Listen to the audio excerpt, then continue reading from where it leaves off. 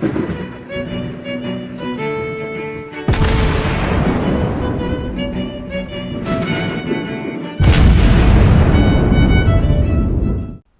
everyone, and welcome back to World of Warships Blitz with Terry. Today we'll have a look at the new upcoming Dutch cruiser tech tree.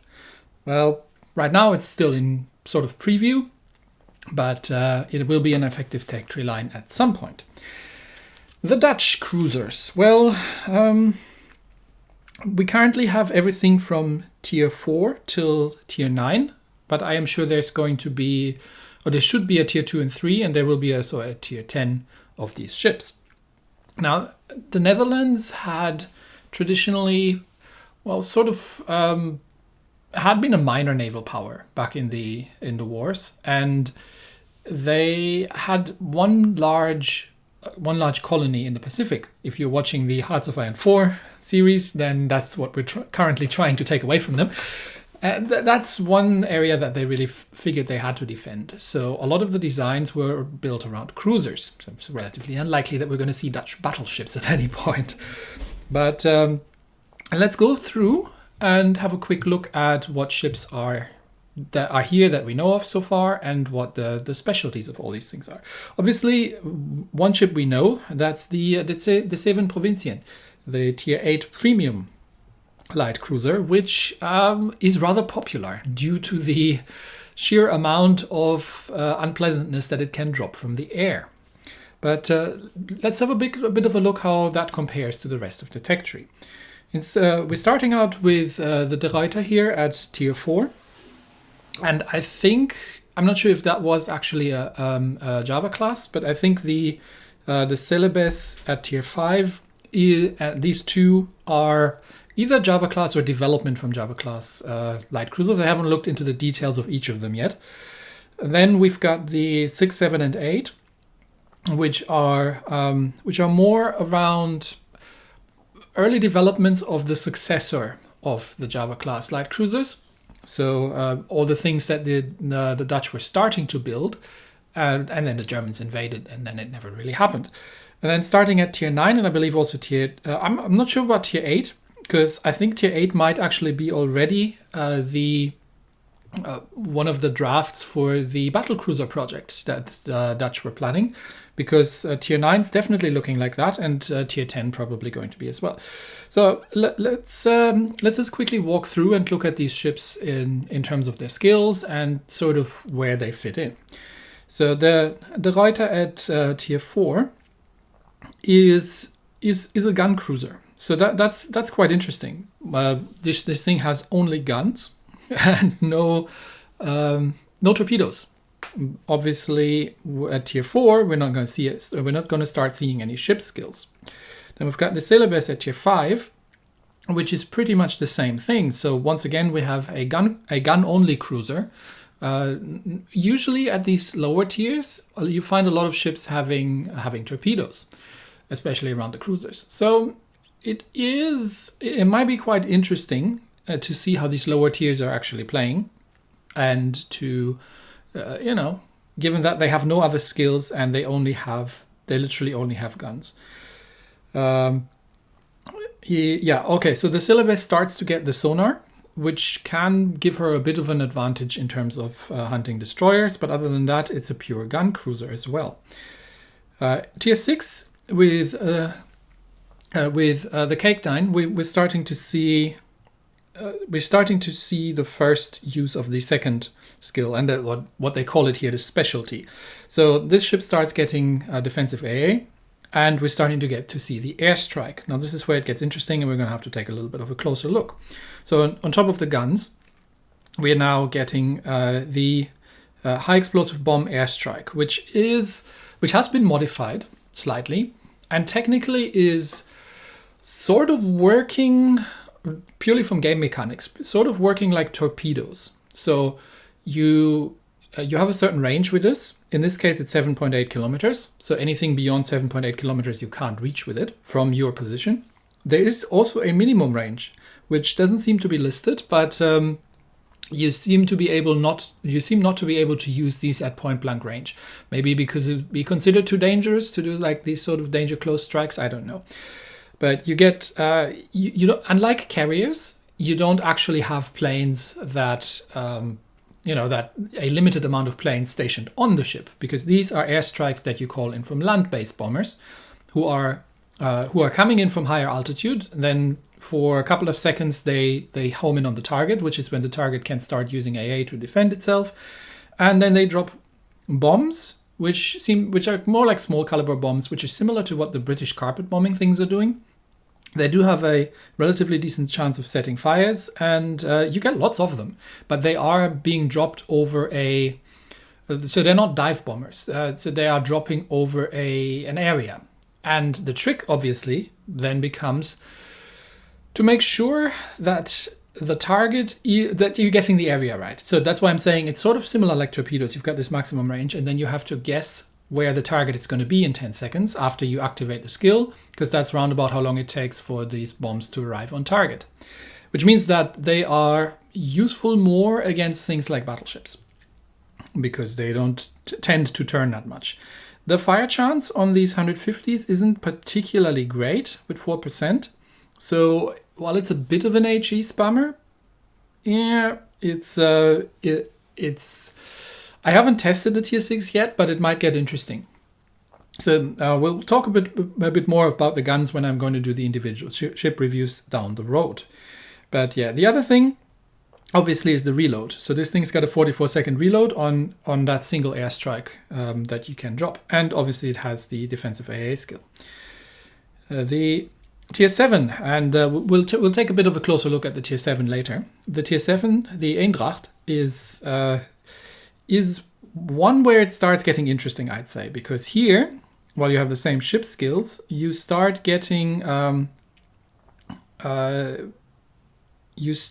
better range on the bombs, and even though it's still just one single drop, you've got a decent amount of guns to go with this, and it can actually get quite interesting gameplay wise. But still, the problem with 8.1 kilometers is that you need to get relatively uncomfortably close to things in order to drop these planes on it, and that's where the play style comes in. The challenge, really, because you can't, unlike in a carrier, you can't just sit at your base and then fly the planes over to anywhere on the map. No, you have to be within range of that airstrike that you're calling in. Right. Then at tier 8, the Harlem, we are starting, with that. Now we're starting to see a switch, because so far we've seen the light cruisers. So this is probably some of the early drafts for the heavy cruiser battle cruiser. I think they called it a battle cruiser design. They wanted to have the Scharnhorst guns on these things, but these are actually the Hippers guns. Well, at least on paper. But I'll do an explicit review of that thing. So this is very different from the Zeven Provinciën that we have at the tier 8 premium, because this is not a light cruiser. This is actually a heavy cruiser, and the Harlem gets 2 airstrikes, and the reload is starting to get a little faster as well. And the range keeps increasing. And then finally at tier 9, we've got the Johan de Witt. And that thing actually starts seeing larger guns. In this case, I think they're British guns, 240 millimeter. I haven't looked into that yet. But I'm almost certain that at tier 10, with the Godenloe, we're going to see the Scharnhorst guns, the 283 millimeters. We'll find out, but that's what I would expect to happen. And yeah, once again, better range, longer reload here though. But these are the ships that we know of so far. So for today, we'll have a look at the Eendracht, because for 2 reasons. First of all, it's tier 7 is sort of where it starts getting a little more of an investment if you want to keep going up the line, and you're going to have to stay for a while. I mean, technically tier 6 already as well, but tier 7 definitely you're going to have to stay for a while to get across the tier. And so let's have a little bit of a closer look at this ship. Now, the problem with the Zeven Provinciën class is the naming, because there were 2 ships and the Dutch have changed the names between the 2 of them frequently during the time until these ships were eventually completed post-war. Both of them were completed. Now, there was a ship that was called the Zeven Provinciën that was later renamed to the Reiter. So I think this would then have been the other one, which was previously known at some point as Eindracht, which would mean that these two are actually the same ship, but from different iterations, possibly. So this might be a hypothetical. I mean, you can't really look at the class because Wargaming just calls them Eindracht class, which wasn't a thing. But my theory currently is that this is actually just an earlier iteration, because this ship has the gun layout as it was originally planned before the Germans were invading. This thing's got the smaller set with 4 twin of the Bofors, and this one's got 10 guns all in all, with a 6.79 second reload in this setup. So what can we do with this ship? There are a couple of interesting things. For starters, there's an elite bonus, the cruiser modernization, which gives you hit points, large caliber AA, and main battery traverse speed. Do not use this elite skill. Why is that, Terry? Well, you don't have any large caliber AA. So don't do that. Use the other one. Use the gun operator for reload and traverse speed.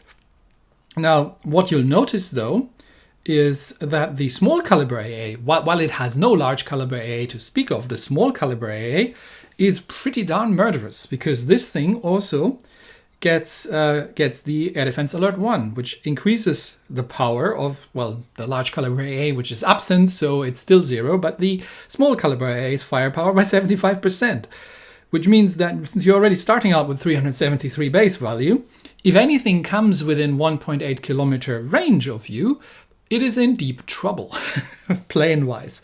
So this is an AA cruiser, but a very, very short range AA cruiser.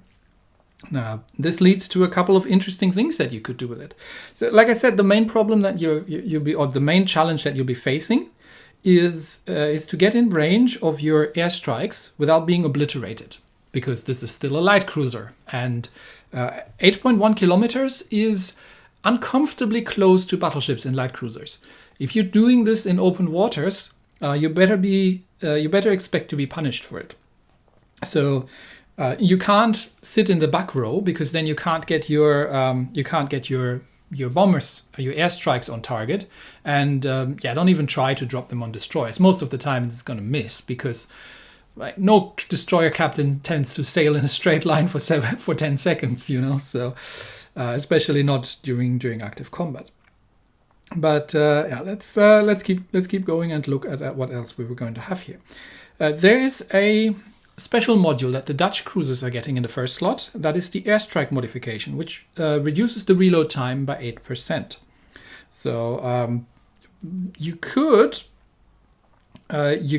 increase the AA range of the small caliber AA if you were interested in doing an AA build, but this works well sometimes. So if you're playing aggressively and you have to use island cover in these things as much as you can.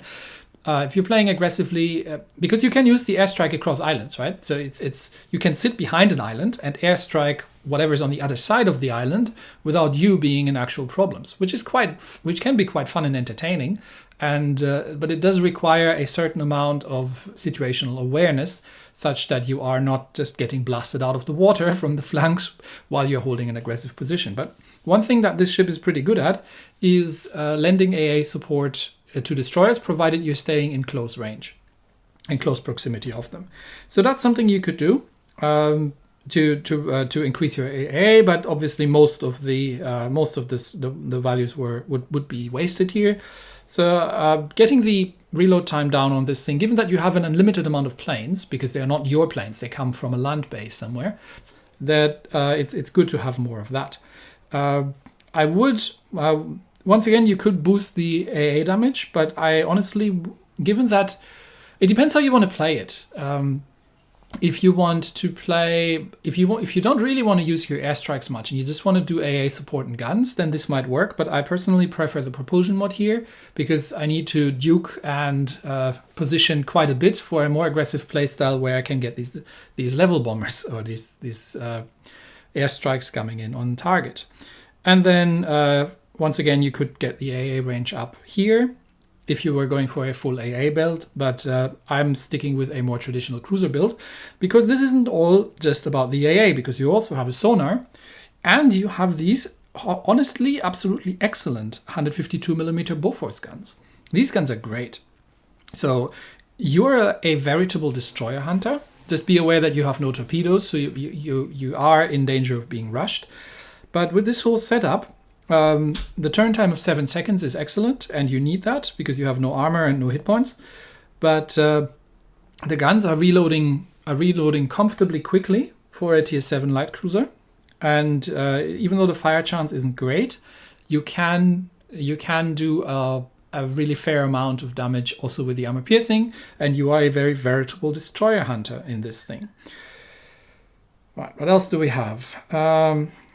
You can get a historical camo, which I probably wouldn't because, once more, it gives you hit points, which is good, main battery firing range, which is good, large caliber AA range, which is a bit of a waste because you don't have any large caliber AA, so the range of the non-existent large caliber AA is still 0. We have reported these things, by the way. I don't know if they get changed at some point.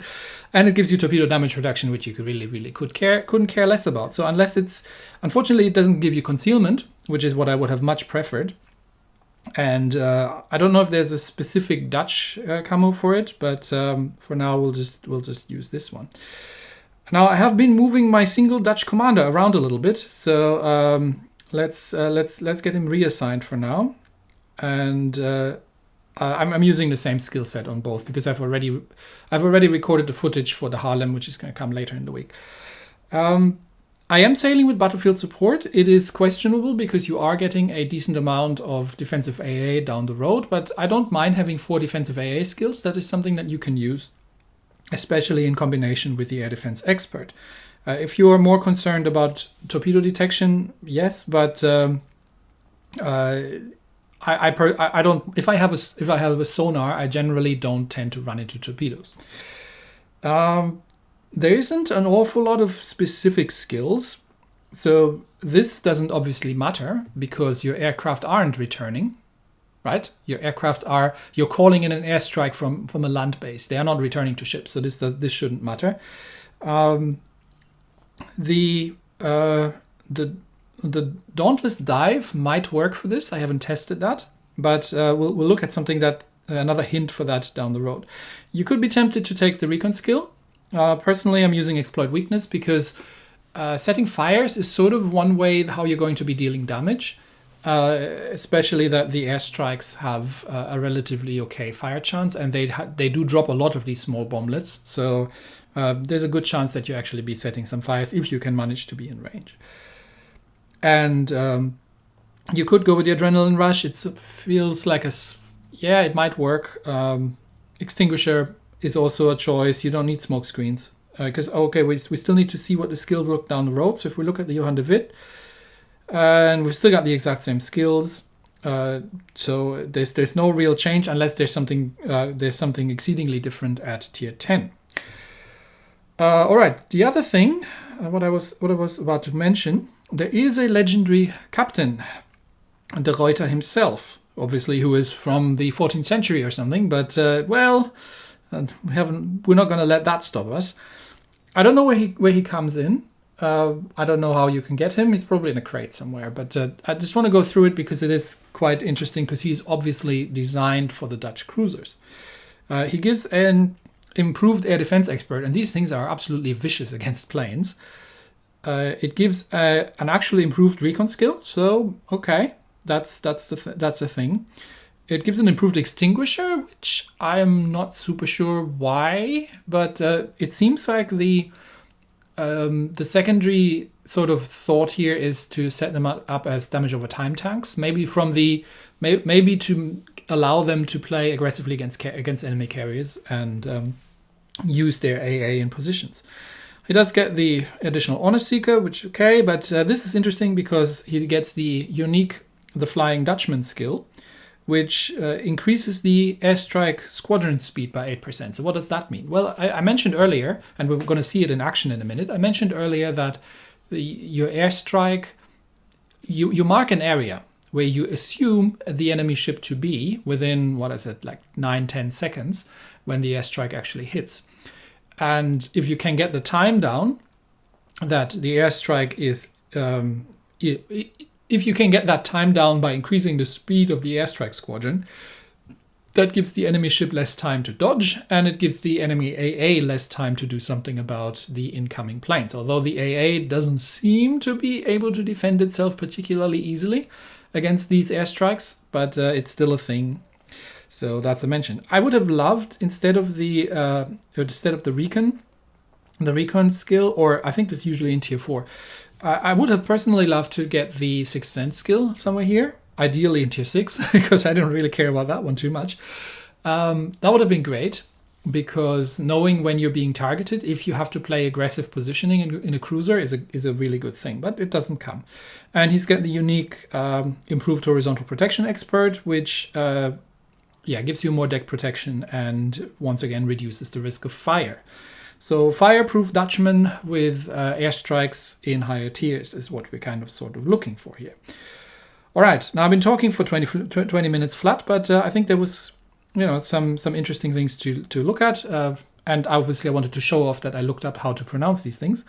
Yes, it's called the Gouden Liu, I believe, in tier 10. We haven't seen her yet, but we'll get to that. Anyway, let's play a game in the Eendracht and have a quick look at how this looks in battle. We are in what is technically a tier 8 battle.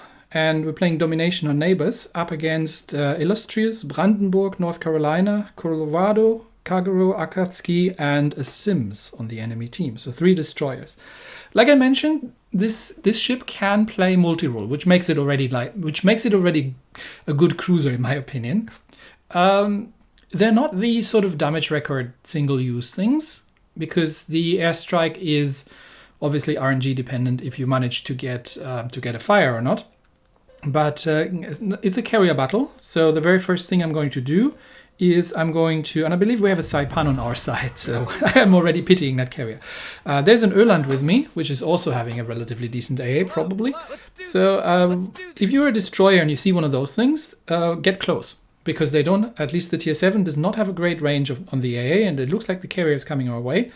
So get close and try to get into that AA bubble, because these things are quite murderous. But we are going to have Saipan fighter support in a minute, I guess. And if I can attract the attention of the enemy carrier to me, that's ideally what you'd want, because the Saipan is just finished up with the enemy fighters and is now coming to support. So is he going for me? A defensive AA up? Yeah, he's coming for me. Perfect. So I'm just gonna torpedo bombers, full on reverse, turn in hard, and they're not even getting to drop their torpedoes. And I think the one that got in didn't activate, and these are all dead. Which means the carrier is going to be out of the game for a little bit. There's an enemy Akatsuki, so we do have to get some shots out. Like I mentioned earlier, the guns are pretty good. And I'm just checking here if I can use the airstrike against that thing, but there's really no point. He's sailing away, so he's not going to be in range. We also have a battleship with us, so we're dominating quite hard on round A. But I'm thinking of going more and securing the center, because the Saipan obviously is exposed here, and there was a destroyer spotted momentarily, but the Saipan's got fighters out, so he would be spotted if he was coming anywhere this way. There's a North Carolina, so I'm going to try and play with the Öland here and try to trigger Damacon on the NC. So planes, you need to sort of learn a little bit how long what 10 seconds mean on an enemy ship in order to get the airstrike on target. There come the planes. One's been shot down, but that's the double fire. North Carolina Damacons, but I think it's just a little bit early for a flood, for a perma flood from the Öland's torpedoes. And I'm getting shot at from the center, so the Akatsuki is back. Okay, so I'm gonna have to deal with that guy. So okay, you've got a North Carolina with a damage con on cooldown. Sonar up to see where the Akatsuki's torpedoes are coming, and then we'll dissuade this little critter from going for the Saipan. There's also a battleship, and I think the North Carolina is slightly annoyed at me. So I'm going to stick behind the island here. First of all, there's a Colorado, and second of all, there are potentially Akatsuki torpedoes on the way, so I'm just going to use that island and shuffle back and forth. This is why I'm using the propulsion mod. Okay, North Carolina's on permaflood. Perfect. So we can drop some... Is he actually stationary? I think he is. Drop another airstrike onto him. The Akatsuki is on almost no health. Enemy carrier comes back in again. Yes, please. More planes for me to shoot down. See if we can get the Akatsuki, but we do need to vacate this spot. At least he's on such low health that he's probably in has no interest of doing anything, and of getting himself risked, which means we are holding that center position again. The Akatsuki is not getting through, and we can now start. Oh, there, nope. Never mind. There's the cargo. Okay, stop farming that thing. Full on reverse. My hydro is on cooldown, so well, cargo torpedoes are going to be in the water. I don't need any sonar to tell me that. And I am gonna try and see if I can get an airdrop in, maybe, just in case he comes in this way. And it just sometimes it'll just scares him. And I think I might be taking a cargo torpedo here because, yeah, that literally just came in here. No way to avoid that. But we've scared him off, and he doesn't want to come through. The Öland has finished up with the North Carolina on the other flank, so he's coming in to help as well. And that means we can get back into the capture circle, and the enemy team's already 3 ships down, and we're almost controlling all the caps. So this is, at this point, a cleanup operation. There's that Colorado still. So once again, I'm going to try and see if I can get a single fire, trigger a Damacon, and then the Öland can do permafloods. Okay, never mind, he's already flooding, so he has damage controlled. He's out of airstrike range again, but there was a cargo down there, so I do have to be a little bit careful. I am giving broadside to the Colorado, which is okay, because I don't think the Colorado has a particular interest in me at this point, because he's got other problems. There is the carrier still coming. And there is a Colorado down there, so I think, a cargo down there somewhere. So I'm going to help that battleship out of ours. It was something Italian. Okay, that's a permafire probably, and we'll just drop one airstrike back to the armor piercing and back into the destroyer hunter role. See, this is what I mean. This ship can switch between roles quite effectively. Oh, okay, he's just survived. No more fires from that airstrike, but there should be, and I am detected, so there is a cargo somewhere.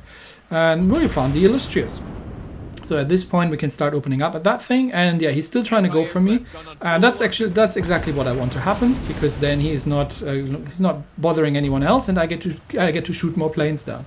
But yeah, remember that cargo? He was going down this direction somewhere, so there are going to be cargo torpedoes in the way. I don't have a hydro up ready, so I'm gonna keep my distance here, because he should be somewhere around there. Drop an airstrap. Yeah, okay, we know where the cargo is. It's exactly where I thought he was going to be. That's why I was turning. You don't need a hydro to know that one. Okay, the carrier is actually has reversed, so my airstrike has missed, but we found the cargo. So at this point, I can kill the cargo. Unfortunately, we don't get the ruffle stump medal because one of our destroyers has managed to get himself killed. But yeah, the armor piercing on these 150s is good. These are really fun. These are really fun little guns. This ship, obviously, using the guns is quite murderous against destroyers. Just don't even bother with the airstrikes most of the time, because you're not really going to be able to do an awful lot. But okay, everything's been killed, so that just leaves the cargo. And since I have nothing better to do, I might as well airstrike. Where is he going to go? He's got to turn right, otherwise he's running straight into the island. Let's see if he does that, or if he's going to. No, he's actually turning left, so he is running into the island. Isn't going to do him any good. So that airstrike was a little bit too far ahead, but let's see if we can get the kill on it. No, we can't. The Colorado takes it, but that's fine. We've done our job as a light cruiser. We've done 57,000 points of damage with a bunch of fires that we've set and just general murdering of destroyers, which is what we're here for as a light cruiser. And we've done AA support for our own destroyer. And how many planes have we shot down? Let's see. Do remember that this is only the small caliber AA on 17 planes, not too bad. Small caliber AA on the on 1.8 kilometer range. But we've got our team score, and I think we've done what we wanted to do. So I like these cruisers so far. They are not easy to play.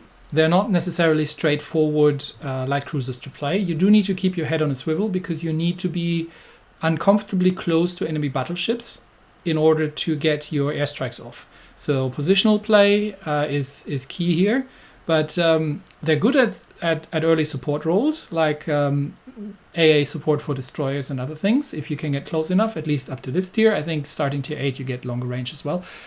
And the airstrike mechanic is a fun one. It's a fun new mechanic of guess where the ship's going to be. So oftentimes you have to, and we'll explore that in future videos a bit more, you'll have to sort of, don't just assume that the ship's going in a straight line, but look where he's going and where he might be in 10 seconds. So that is a sort of really interesting new mechanic of